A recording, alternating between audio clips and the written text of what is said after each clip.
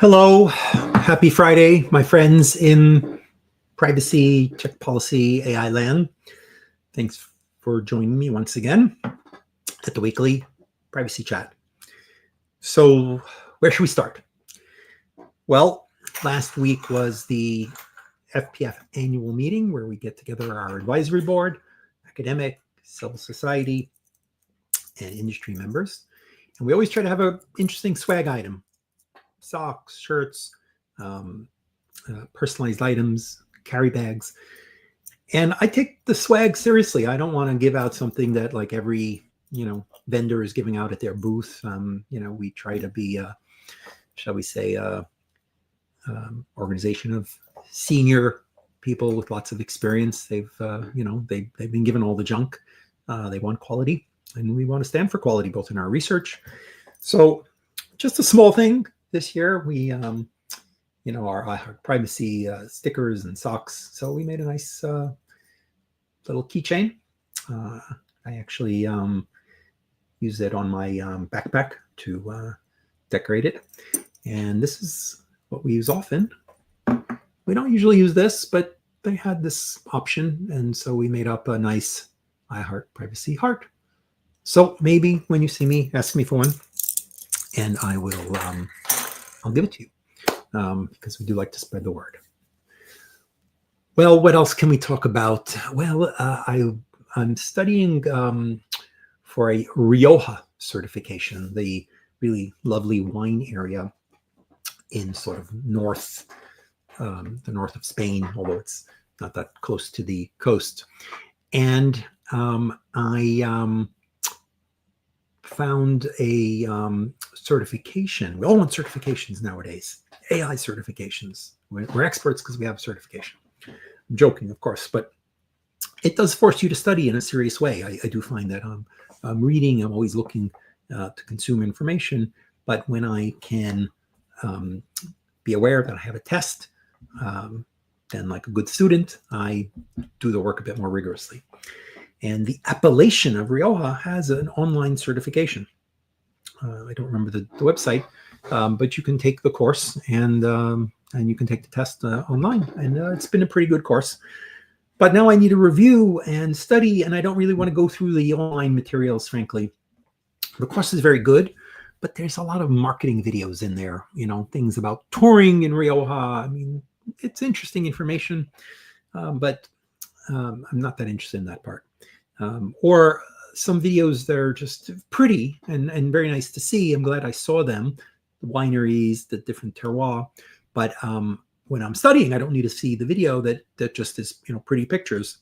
So I used the Google Notebook LLM, and I pointed to a number of authoritative sites that have a lot of expert information about Rioja. We just enter the URLs, the addresses of those in the Notebook LLM, and it created wonderful podcasts for me of two people discussing, analyzing, and I've been listening to the podcasts during my commute. Shout out to Stefan Geering, leads privacy at Anthropology, company that includes Blackboard, education technology. And, he said, hey, everyone ought to be using this. If you haven't, you should take a look at it. So it reminded me to flag this to some of our listeners, because if we're going to be super relevant in the age of AI, we need to be comfortable with the tools. And we're not perhaps building AI agents, although that is on my agenda to see. I'm told it's easy enough, and I'd like to try to do that. But this is, become a very popular consumer tool, and it works only off the expert content, PDFs, documents, or websites, or even YouTube videos that you point it to, and it will create sort of obviously summaries and sample tests and all that sort of thing. But as somebody who commutes and has, 45 minutes in the morning to listen to some information, it's a very friendly way to get some of that information. So I'll read and I'll review, but I found it very useful. Love to hear what other tools people are using.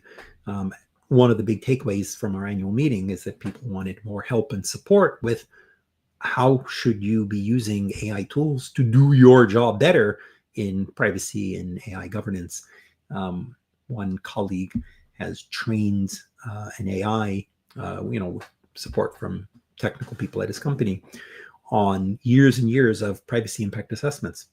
And now that business people throughout the world are doing impact assessments on AI, and a lot of this has been pushed, to the business with guidance and some central coordination, but where you can't be a bottleneck for every use of new AI technology. They are finding it enormously useful to have a first draft that is thoughtful and detailed. I mean, obviously they have to review it, they have to take control of it, but it is working enormously well, and highly recommend. I will tell you again, just on a personal note, I recently had some very, very minor surgery. Actually, you can see the scar right here, a little bit of this side, a little bit of skin that had to be removed. And I needed to know whether or not any kind of radiation was recommended for a follow-up. Now, my dermatologist is very good. My insurance covers this. He's my next door neighbor and a good friend. So, we have a good conversation. And I was referred to a specialist. And I took the lab report and I uploaded it to ChatGPT. And although I had had a very thoughtful conversation with my dermatologist, it analyzed the report in such detailed nuance that I learned and understood more than I previously did. Now, I claim to be no great scientist, but I was a pre-med undergrad. How I ended up in this law and policy business is a long story. But, took a lot of the sciences. My daughter is studying neuroscience. I'm often, reading and researching and following with her some of what she's doing, some interesting neuroscience research. So I'm, reasonably intelligent person with a good access to a doctor who's, not in a rush when it comes to talking to me. I speak to him in the driveway when we're both pulling in the trash in addition to my appointment. And it was yet so detailed, valuable, and informative. And then it said, would you like to recommend us? Would you like to have some recommended questions to ask the follow-up specialist? And it put together an enormously effective list that was tailored to the report that really helped guide my conversation. I would have had a number of general questions, but I was able to really deeply explore. So yes, all the imperfections, but if you're in our world where you're dealing with the gold rush and bringing the usual skepticism that we have about the impact, just want to share a couple of personal anecdotes. Big news on AI, the CNIL guidance on legitimate interest. I mean, not a big surprise. The EDPB, gave us a path, but it had a lot of room to see how individual DPAs could interpret it narrowly. And the CNIL does not interpret narrowly. I mean, it has all the cautions and all the concerns, but it very clearly makes the case you can use legitimate interest. We've had a lot of skeptics who thought, it's not possible. And certainly the CNIL sets up, the boundaries. It's got to be necessary and all the requirements, but clearly a path to moving forward. Interesting points that I took from it was there was a very nice discussion in legitimate interest of the value of benefit.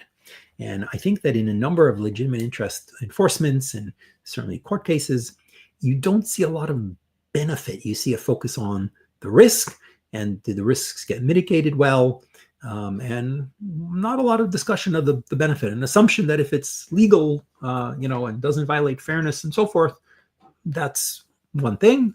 And then you go ahead and you heavily risk analysis. Here, the CNIL really clearly says that the level of the benefit matters and should matter. A number of years ago, Omer Tanay, when he was a senior fellow at FPF, and Joe Jerome, who was on staff, and I walked through how to do a benefit risk analysis, right? We said people know how to do risk analysis. but how do you do benefit analysis? My company will make a lot of money. Is that it? And we said, look, who benefits? Is it just the company economically? This can matter. It's relevant. Having economic support for the product is important, even though some of these pay or not ad decisions seem to really minimize that, but economic value. But is there value to the individual user, right? I mean, is it very, well, there'll be some value, in future products, or is there immediate value to me? Is there value to all the users? Maybe not individual to me. Maybe I won't see it, but the product is going to get better for the community of users. And what about benefit to society, right? That perhaps is the highest value and a strong argument to be made. And so we argued you need to assess the benefit. Who benefits? Is it certain, right? Is this just a possible long-term maybe? How immediate is the benefit? How relevant? And that is how you then might score and balance it against risks. And we thought this was quite relevant for the fairness assessment in the US. And again, under the former chair of the commission, I didn't see a lot of discussion. We have these location data cases, and the assumption was just all that. And, again, maybe the value was maybe just limited and commercial, but there wasn't even a serious examination of what is the value of how this data can and should be used in the fairness assessment. So we thought that that was core to fairness, core to legitimate interest, and developed some methodology to do it. This was back in, maybe 2014, I think. Anyway, information on our site. We'll share it further, but I appreciated that the CNIL really spent some time on that. And also in the guidance, the value of having, therefore, an ethics officer, an ethics committee in evaluating the risks to individuals and society and so forth. Also very important. If the data is collected from sites that have a very clear restriction in their terms of service against scraping, then the expectation of the user, the reasonable expectation of the user, is that the data is not scraped because the terms of service says it shan't be done. And so you cannot indeed build your model based on data that is illegally or collected in a way that violates a commercial restriction. Important. Other topics that I did want to touch on, all the debate around AI regulation has us not paying close attention to the discussion around federal privacy legislation in the US. And the privacy working group on the House, our Republican privacy working group, is taking close note of the many state laws, because politically, however one thinks about preempting the state laws, consumers have rights, and legislators don't want to take away, in large part, those rights. So in some way, they're looking back. Where do people have rights that should be clearly captured in federal law? And then where are there inconsistencies or areas that are creating compliance challenges? And that's clearly important for the legal and political path forward. But I think also valuable to put on the table forward-looking ideas, right? Where are there ideas that can support innovation and utility of data with privacy safeguards? Pseudonymization and pseudonymous data, which I think has an important role for privacy by design and for minimizing risk in AI data collection, is in Korean law in a very significant way, where you are granted much more flexibility for uses of data if you follow a strict pseudonymization regime. Pseudonymization got a bad rap, I think, years ago, because the assumption was that maybe EdTech would just claim cookies or other online IDs were pseudonymous and then, drive a hole through the rubric. So when I say pseudonymization, I mean serious pseudonymization, protected pseudonymization that some might argue is even amounting to de-identification because it might have guarantees that prevent one of the parties or any party other than the party that created the data from re-identifying the data. And I think there is a path to this. Louise Corton, a leading Canadian lawyer, and Khaled El Imam, leading DID expert, and I, when GDPR was being drafted, did some writing to lay out the case to treat data in a more spectrum manner between personal and non-personal, and recognize that there can be stages along the way that might be worthy of greater flexibility, right? So GDPR gives us some of this in making a legitimate interest assessment, in privacy by design, and so forth. But it hasn't been a very strong incentive for many companies to do as much as I think they could. And can we, as we look at this, maybe in reopening GDPR, maybe in the US law, let's look at Korea, where, again, it's not easy. It's a very strict structure. It's not, just hash your ID and have some minor restrictions. It's a serious process. Think about pharmaceutical data and other measures.